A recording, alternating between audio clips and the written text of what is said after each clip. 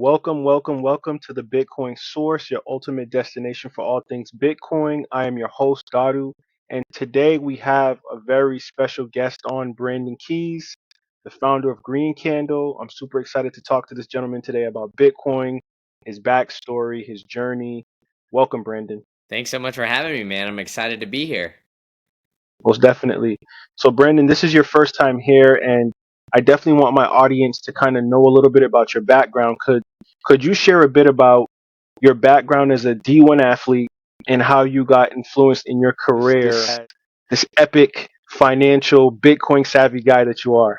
Wow, thank you, man. I appreciate it. You're too kind with your words. But yeah, man, you said it. Former big shot, former big time athlete. Just kidding. But yeah, I ran track and cross country at the University of Memphis. Why I like to share that and why it's, I think, a big part of my story is that while I was in graduate school, so I had a big class ahead of me. So when I came in as a freshman, there was a bunch of sophomores on the cross country team. So we all kept this group message. And when we all ended up moving on to the next destination, a lot of us went to different schools all across the US. And so we kept in touch, through this group message. So when I got to grad school, I was like, all right, what am I going to do when I actually start making money? I need to start to figure out, what's the best course of action? What's a good plan to do? So I started looking into investing, a lot of personal finance stuff. And that's where I came across the podcast, We Study Billionaires with Preston Pish. This was before he had the Bitcoin Only show. So I heard Preston bring it up a few times, and then he had Saifedean Ammous and Plan B on the back-to-back weeks, and another personal finance podcast. I don't even remember the name of it. I don't listen to that one anymore, but that one even mentioned Bitcoin. So I was like, okay, there's too many signs here to not look into this thing. So I started telling all my friends on the cross-country track team, and nobody listened to me. They're all like, all right, Brandon, you're full of it. Like, whatever, man. Except for one of my friends, and he kind of gave me the push to, go with it. I had this idea to create Green Candle, and he's like, yeah, why don't we just kind of like learn out loud? He took another position, so he wouldn't be able to do content, but I enjoyed it, so I kind of kept doing it. So, I do have an engineering background. I got undergrad in biomedical and master's in mechanical engineering. So I understand the energy side and the coding aspect of it. But the macro side of stuff is kind of what always has really interested me. Just because I think, the economic stuff that, you hear on a lot of these financial podcasts and everything like that, they really convolute what, a basic supply and demand, at the root of all of, the entire global economy, it's just supply and demand, whatever it is, whatever somebody's willing to pay for. And so that's why Bitcoin has really resonated with me and why I want to, spread that message just like yourself, man, and get it out there to as many people as possible. 100%. And I know you're a very educated guy. I know you pursued your master's degree. How has that academic journey impacted your professional life and your views on Bitcoin? Because those two type of things kind of vacillate. So being an educated guy that you are and being in the finance world, being in the investor world, people always want to make sure that people are being educated from people that are actually mastering this insight. So could you give your take on that? Yeah, no, I mean, that's a great point. So, the way I view traditional, education, the traditional education system right now is, I mean, it's definitely one that's failing, right? I mean, I do have my master's degree, but, there's, at a certain point, it's like, all right, how many theses can you write on some specific philosophical topic?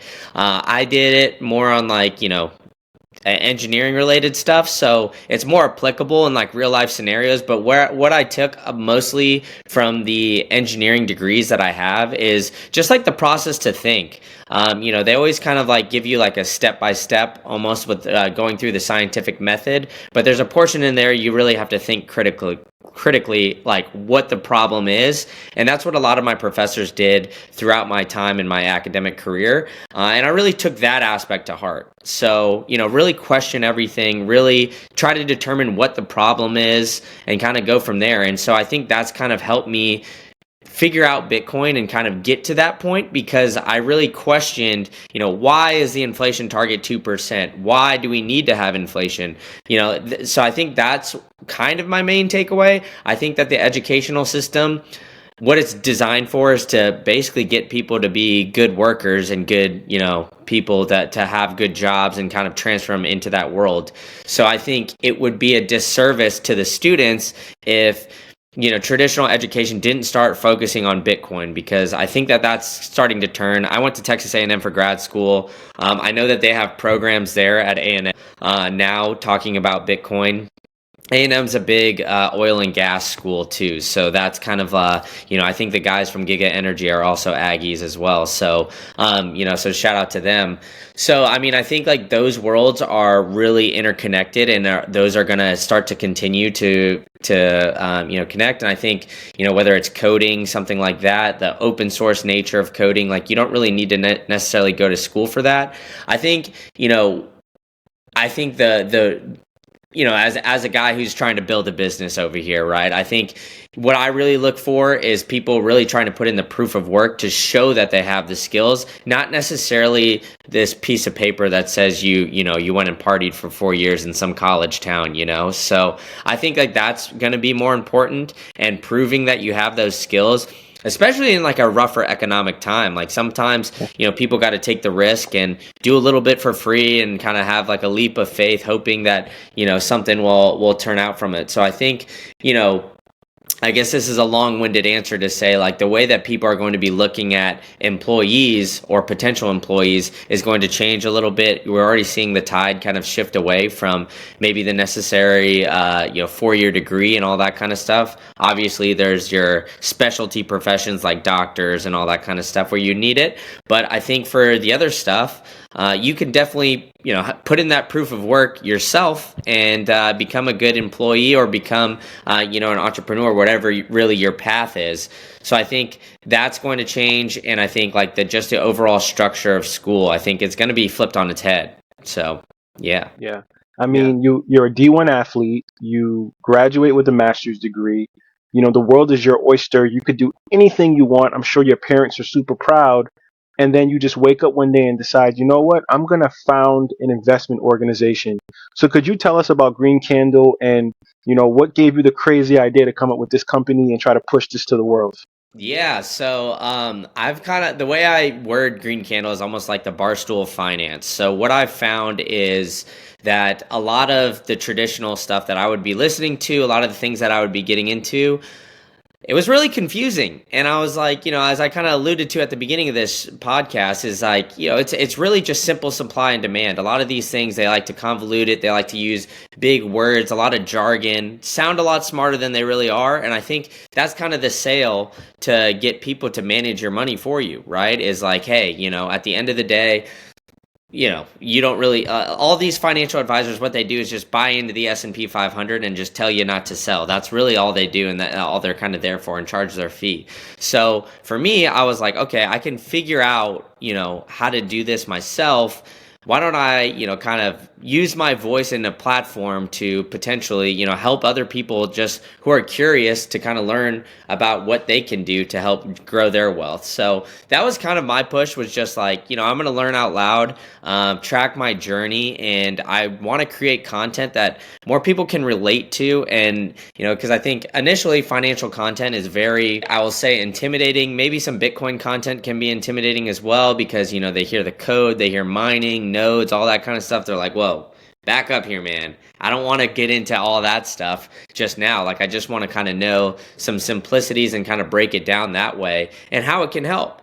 And so I think that's kind of my mission with Green Candle behind it, is kind of, utilize the platform and keep on growing it to get more people involved with talking about finances, because, as inflation keeps going on, and, we're still running into this, not unable to get to that 2% target. More and more people are going to be asking questions about money, man. How to make it go farther, how to make it, last, and kind of create that generational wealth. So in the end, I think that's the kind of mission I have behind Green Candle, to keep getting this content out to people, and help people understand that really it's not that scary, man. It's not this big daunting task to manage your own finances, but at the end of the day, it's definitely a necessary one. And the more that people focus on it, the more that they focus on making a plan to for the their future and everything else, the less they're gonna have to focus on it in the near term. So yeah, man, I think it's truly a powerful thing to kind of take your control of that and be a self-sovereign individual. Awesome answer. And Brendan, I kind of want to peel back the layers a little bit more on that, because what makes Green Candle unique to me is that you're kind of like teetering on the fence of a finance investment company giving people that financial insight, but you're also like a Bitcoin company, and the Bitcoiners are curious and interested in it. So was there any challenges that you faced in those early stages kind of formulating this company? Yeah, I mean, definitely. So, a lot of people recommend just, going into one niche and kind of just like doubling down on that. To me, the way I see it is, I mentioned it earlier, like Preston Pish was great to me and it kind of helped me orange pill myself. So, I have the State of Bitcoin podcast and a macro podcast where I try to not talk about Bitcoin at all. Yeah. Because, I think that the traditional financial world understands that there's a problem, understands some of the things that is going on, and Bitcoiners understand it too.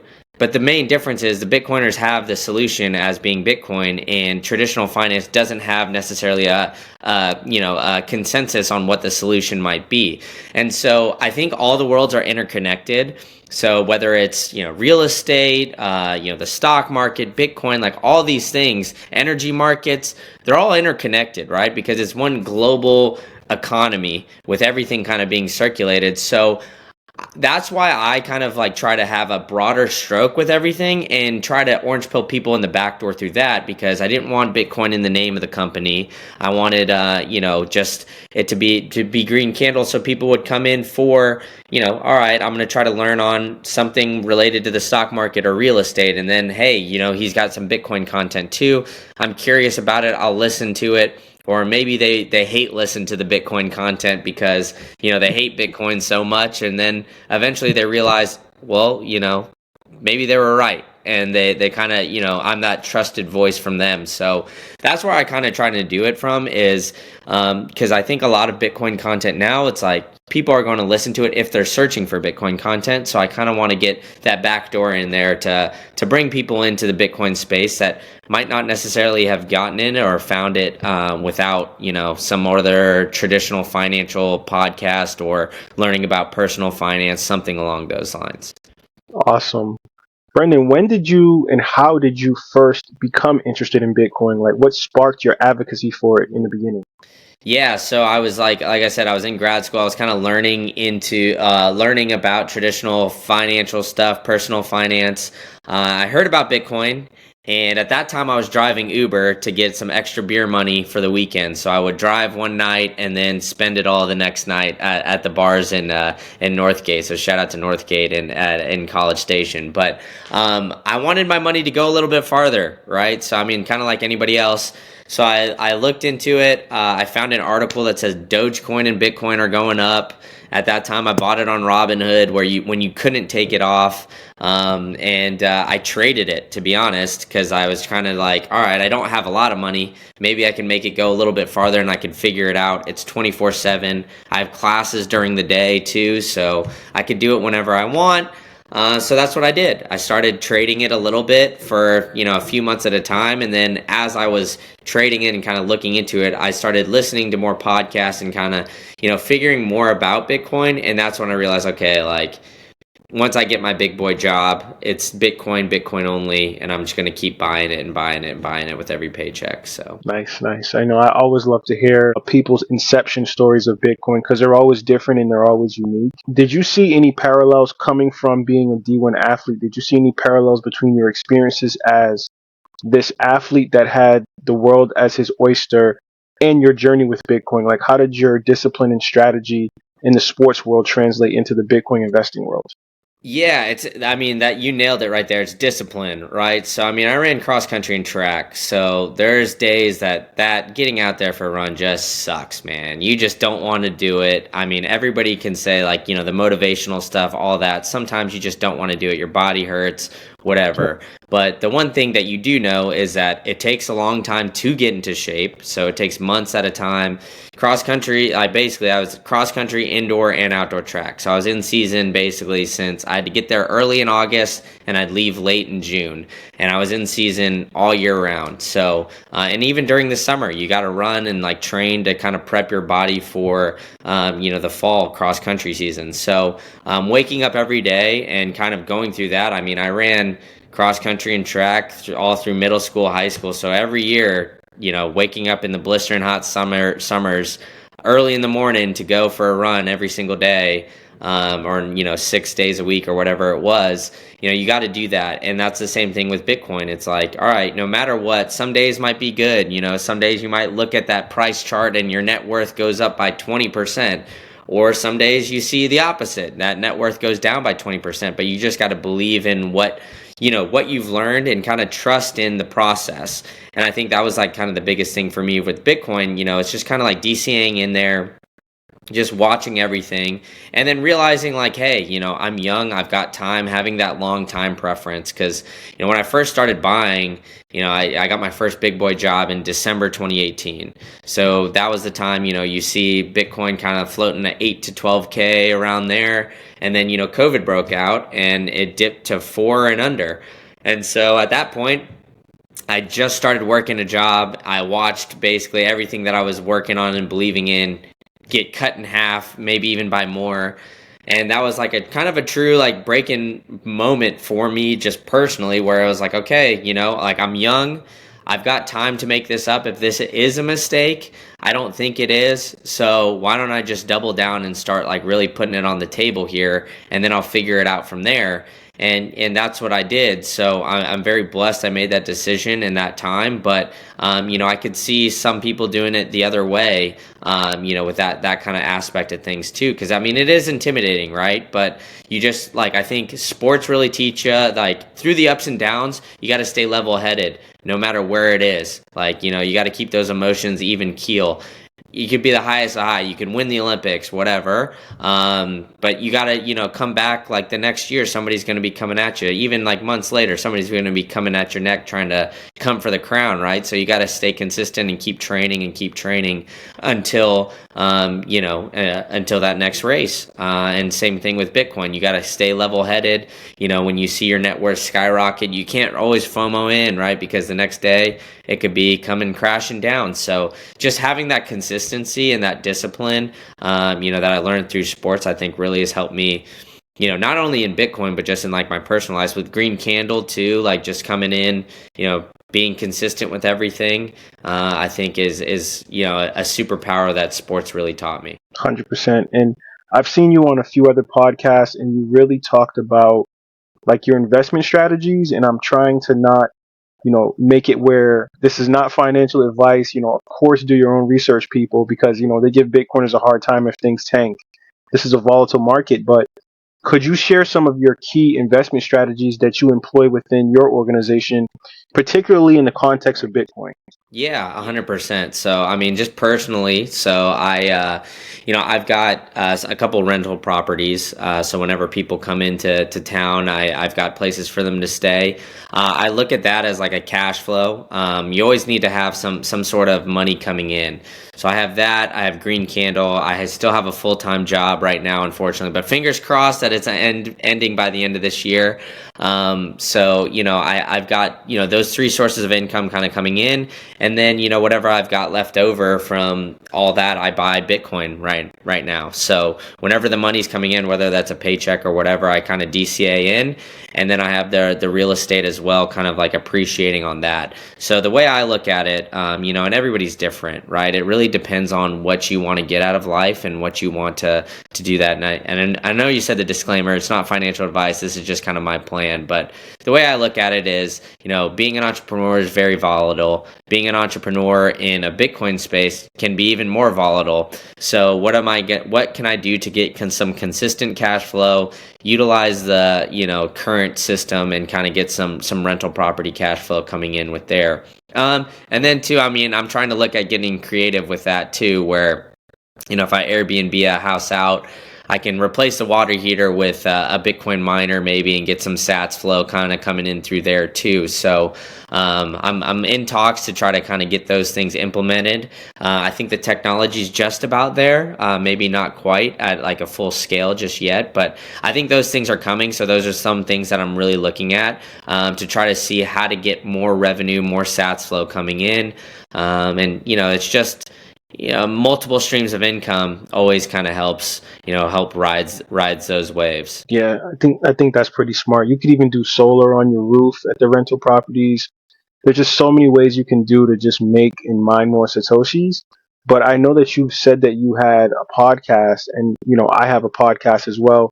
Luckily for me, I have a full-time Bitcoin only job. I worked hard to get. It took me like 2.5 years to get this job. The podcast for me is just like icing on the cake. I get to talk to Bitcoiners, entrepreneurs, have fun with this. What are some of the most effective methods or tools that you found for spreading this awareness and understanding of Bitcoin? Yeah, I mean, I think that there's different ways, right? So it depends on who you're reaching, right? I think, I'll be critical of Bitcoiners here, right now, is I think like a lot of our Bitcoiners and the Bitcoin community, they get into the habit of the echo chamber. Like you got to think, all right, with this next wave coming in, what are the biggest search engines? There's Google, there's YouTube, and then there's podcasting. People get their information from there, right? So I think that those are huge. And I think Bitcoiners should really take some time and really think about how they're approaching YouTube, how they're approaching these things, because I think, in the end, that's how we're going to bring in more Bitcoiners as well and kind of help spread that message.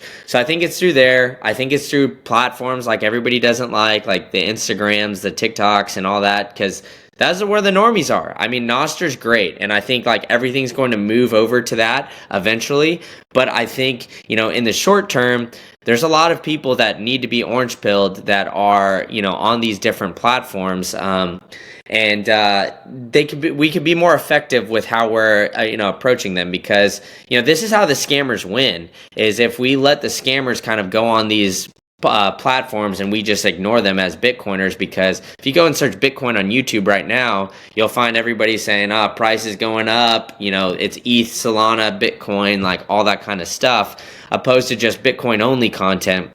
And I think once we kind of start moving towards that area and really promoting that, I mean, I think of course Bitcoin's going to win in the end, and it doesn't care. But I think we can do a better job just as a community, really pushing the content out there. Really thinking about how to reach the normies, how to reach other people. Like look at what other people are doing in other content spaces, and really push it that way. So I think that there's there's a lot of great content out there already with Bitcoin, but I think there's definitely more to be left to be made. So don't take it as all right, I'm just getting down my Bitcoin rabbit hole here in July 2024. There's never enough content, right? You just got to think about how you're going to push it out, and you don't know how it's going to resonate, right? Some people might like my voice, like the way I act, talk, all that kind of stuff, so they resonate with me. Some might more resonate with you and your podcast, or some people might resonate with somebody else's podcast, with Preston's podcast or something else,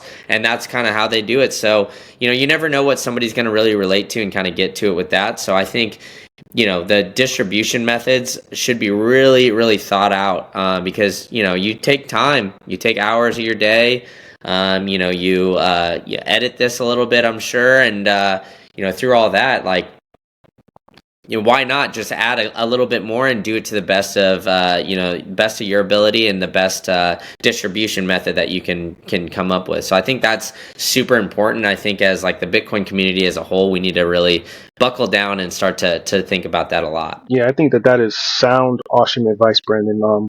A lot of people don't understand the trenches that you go through as a podcaster and someone that's really trying to push this narrative of this digital asset that people are still on the fence. They don't really believe in it. Some people are hardcore believers, and you're just fighting every day to figure out what's the best approach. How do we educate people? How do we get people to onboard into this paradigm shifting thing is right in front of them, and it's I always use the analogy of Noah in the Great Flood. When that guy was building a boat and the people were we haven't had rain in 50 years. It's just the same thing with Bitcoin. It's no one believes that this thing could all come tumbling down. No one believes that this coin could go to $1 million a coin overnight. They don't think that that's a reality. So alas, we have podcasters, we have educators, and I'm glad that you have joined the fray of trying to educate people in this space for sure. Thanks, man. I appreciate that. Those are, yeah, really kind words, man. And you too. I mean, look in the mirror, man. You're doing it yourself. You're doing the damn thing. So, yeah, man. I mean, I think everybody should really, really think about like how you're pushing out this content. And that's, something I think about on a daily basis is like, all right, how am I going to relate to somebody? Because I have a lot of friends, that in the normie land, down in Florida, and I always joke with them that they're 90% of the way there. They realize the food is messed up. They realize, a lot of the pharmaceutical stuff is like, not necessarily the best for you, but it's what's pushed on you.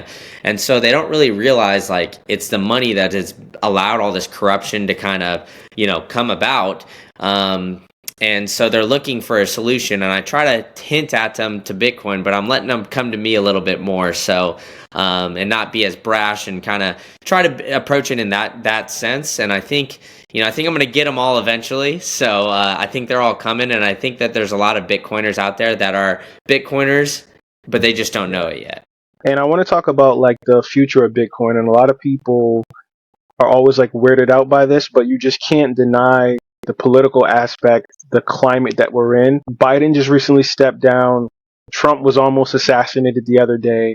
Like we're in like this crazy, it's like Black Mirror, like Twilight Zone. Like, is this real? And I always ask people when I see these crazy things happening in the media and in the news and in the world that are Bitcoiners and that are orange pilled, like where do you think the future of Bitcoin is going now? So like Trump is obviously probably going to win, maybe, maybe not. But we know about his policies on crypto and Bitcoin. It vastly changed, right? When he first came in, he was so against it. Traditional banker guy, big on oil, big on the stock market. Now he realizes that the voter base is changing. People's minds are being converted to Bitcoin. He jumps on a podium now. He's like, I'm going to make sure America's number one in Bitcoin innovation. So for you, Brandon, as an investor, smart guy, entrepreneur, where do you think Bitcoin is going to be in the next coming years because of these transitions?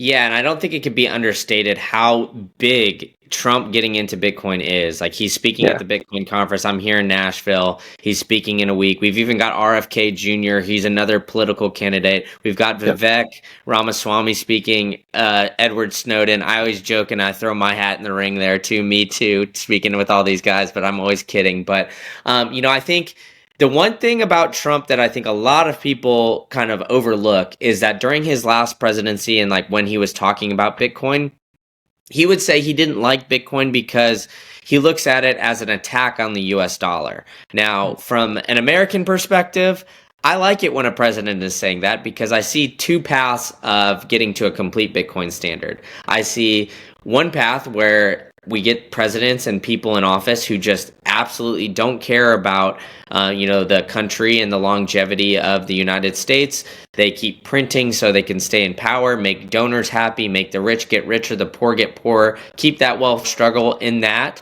scenario. But I see it as more of like, a gradual kind of increase to Bitcoin adoption.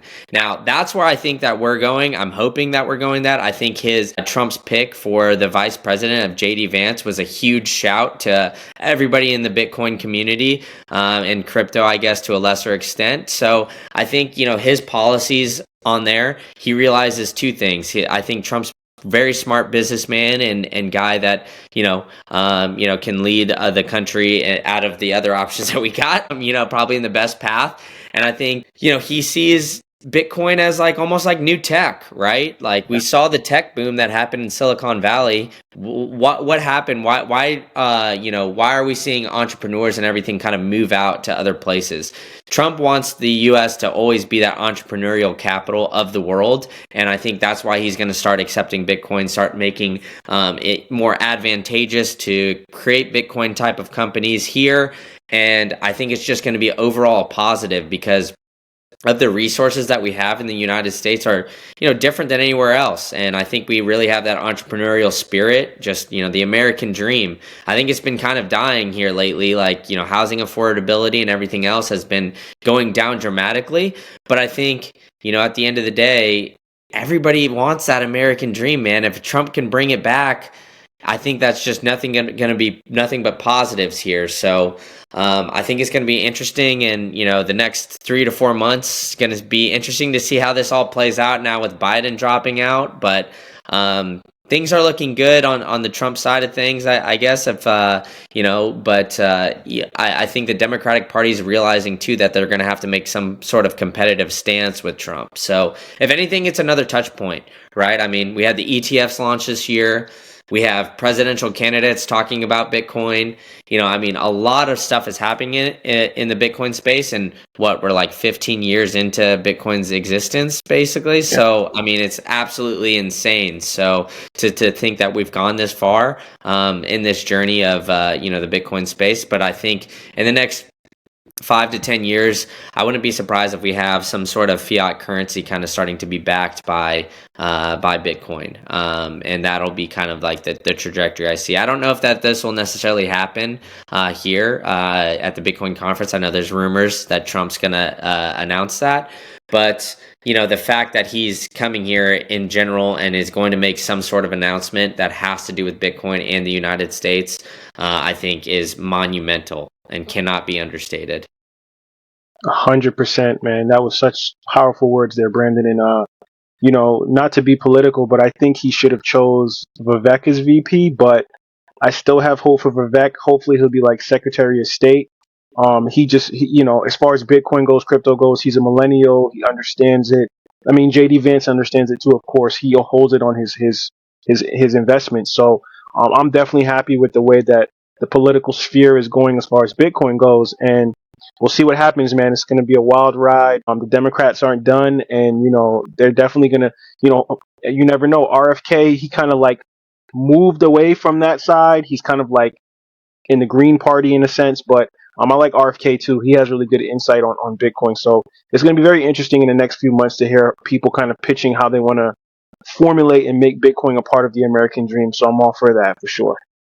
Yeah, 100%. Yeah, and I mean, like Vivek, I think is definitely going to have a place in somewhere in the country, like whether politically or whatever. He's another great businessman. Seeing him getting onto that side, I think, is positive because businessmen know how the current economy works, why they've been able to become rich, and if they kind of sit there back and look through a critical lens, I think they could help really prop up the rest of the country. So yeah, I mean, those are all great points. You never know what's going to happen in the next 3 or 4 months. I just think, to be honest, with Biden dropping out here, we got like one debate left in September, and at this point, so I mean, it's not a lot of time to kind of put together a political campaign. So I wouldn't be surprised.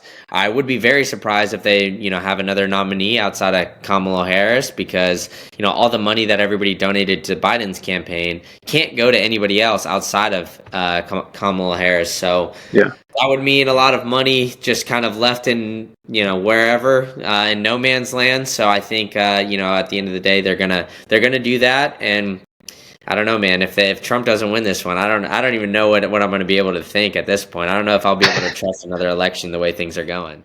Seriously. So Brendan, like I want to like play devil's advocate here. So you're in Green Candle. Let's say I'm a guy that's looking at the news every day. I'm looking at politics. I have no idea what's going on. And like, what would be some advice that you would give me if I'm just starting to explore Bitcoin and get into the investment realm of that space?